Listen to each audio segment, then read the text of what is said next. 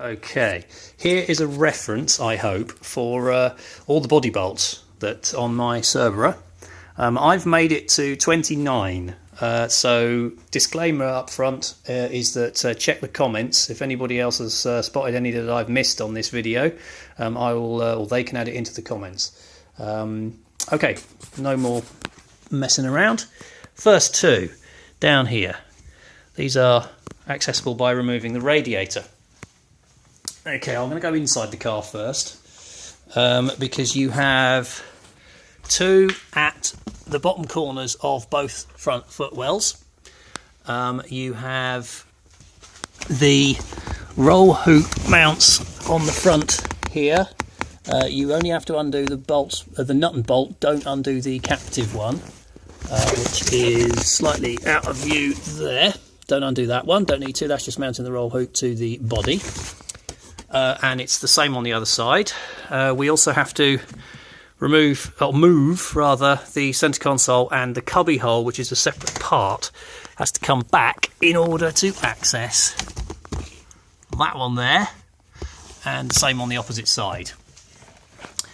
You have to take out the seat belts because they screw into the chassis. The inner seat belts screw into the chassis, front and rear. For the rears, you have to take out the seat bases. That involves undoing the two 10mm nuts underneath the car and then overcoming the glue, which is probably holding them down.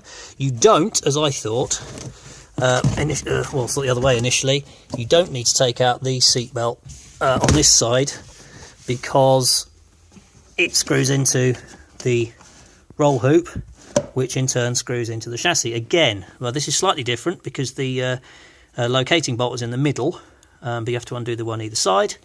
And obviously the same on the other side. Now, probably best to explain the rest of it by getting under the car.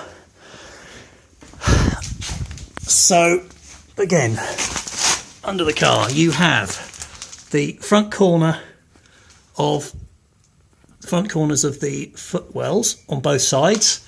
Yeah, well, whatever, you don't need to see those to know that's true. This is an odd one. This is front left of the driver's seat. There's an odd one, which gives us an odd number overall. But the outriggers present in the middle, one each side here, and same on the opposite side.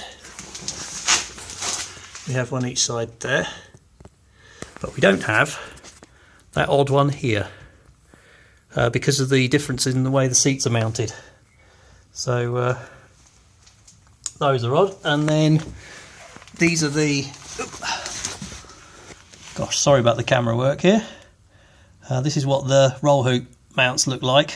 These are the ones you see when you look under where the jacking points are. These are the bolts that go up into the outriggers. Okay, so that's accounted for that. Now, while I'm under here, might as well show you what the rear ones look like. So, first of all, oh, my light's gone off. That's why that's not looking good. There we go. Okay.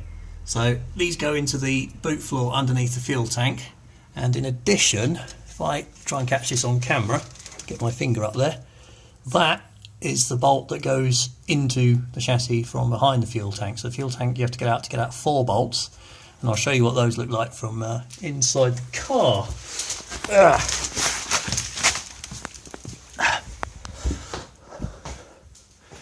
Okay, so here's the fuel tank.